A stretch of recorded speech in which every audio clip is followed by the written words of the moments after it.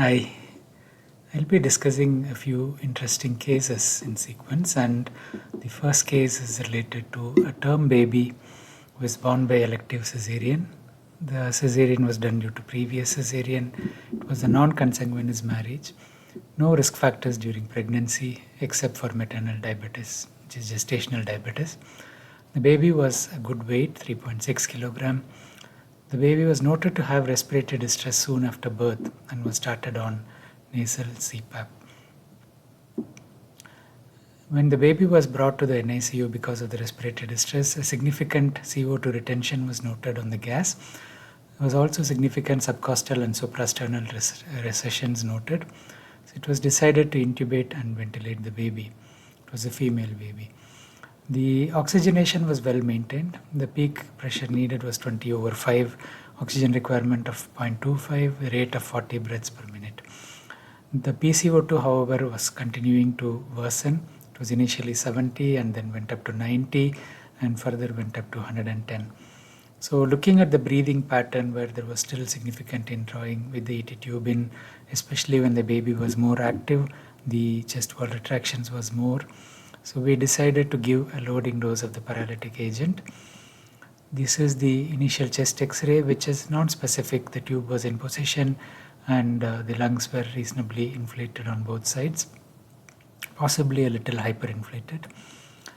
After paralysis, the baby stabilized. The carbon dioxide was reducing well.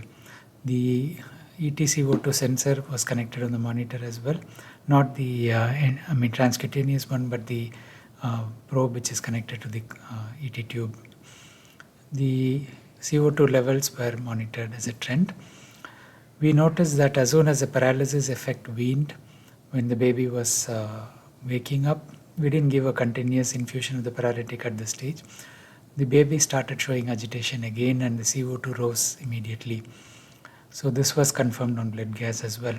So we started thinking of possibility of airway problems, because whenever the baby was awake, the baby's inspiratory effort would deepen, and if there was an airway problem, the airway might be collapsing beyond a narrowing or something like that. So we continued the paralysis and we requested a CT of the neck and upper chest.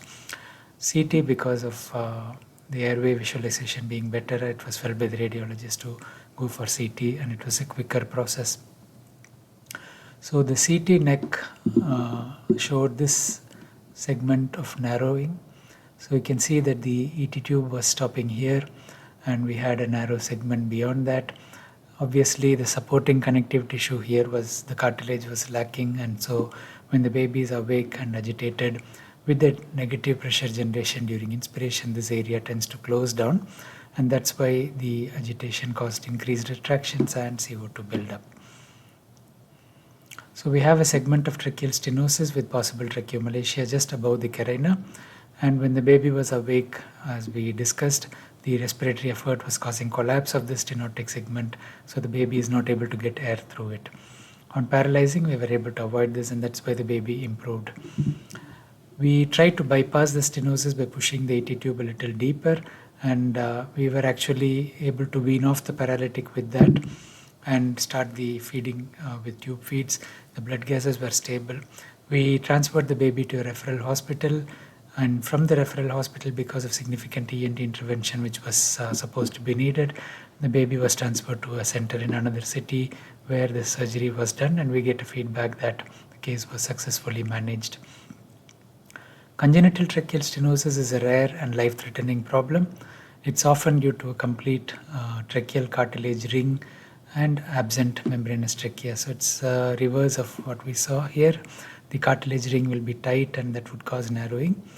However, it can be caused by irregular circular cartilaginous plates or ridges or disorganized cartilage.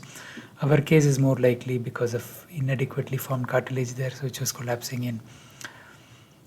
There was a classification as generalized hypoplasia, funnel-like stenosis, or segmental stenosis. So we may have hypoplasia as a whole. This is funnel-shaped, and segmental, which is what we had. Can be associated with bronchial abnormalities and other defects like pulmonary artery sling and other multisystem anomalies. The child can be asymptomatic or with occasional symptoms with crying, for example. Remember that crying generates a huge negative pressure inside the airways. We have moderate symptoms like respiratory distress and stridor, cyanotic spells or coarse cough, and severe symptoms including respiratory embarrassment, as in our case. The diagnosis is by rigid laryngobronchoscopy under general anesthesia, and we may need a virtual endoscopy to evaluate post-stenosis bronchi and distal airway using high-resolution CT scan, and we need to get high-resolution endoluminal images to the level of the segmental bronchi. MRI could be used to delineate associated anomalies, and echocardiography is important because of the higher risk of associated heart disease. So if the child presents with symptoms suspicious for congenital thoracic tracheal stenosis with respiratory distress, inspiratory wheeze, cough or stridor, we go for imaging, echocardiogram and CT with 3D reconstruction. If there is a sling or vascular ring, you go for rigid bronchoscopy. And if there is no cardiac malformation, again you go for rigid bronchoscopy to evaluate for presence of complete tracheal ring. We assess the length and minimum diameter of the stenosed tracheal segment, and then the clinical characterization with the multidisciplinary team and therapeutic decision making. So the treatment, conservative management can be tried with the endotracheal stent placements, which can be done bronchoscopically. However, if a pediatric patient can typically tolerate up to 50% narrowing of the tracheal diameter before they develop significant respiratory symptoms. However, if there are overt respiratory distress symptoms, it's an indication for surgery. The surgical options include resection and primary anastomosis. We may do a patch tracheoplasty with non-tracheal autologous tissue like costal cartilage or from the pericardium. Slide tracheoplasty is a very expert procedure. You need a high level of expertise to do it, but that's an easier option if it can be done, more successful. Tracheal transplant with a cadaveric tracheal homograft in the type 1, which is a total tracheal stenosis. So the slide tracheoplasty basically is done by splitting and anastomosing, widening that part. So it's quite a tricky surgery, only the experts can do it. Prognosis depends on the severity, the timing of presentation, nature and length of the stenosis. In the milder cases, we have a good outcome.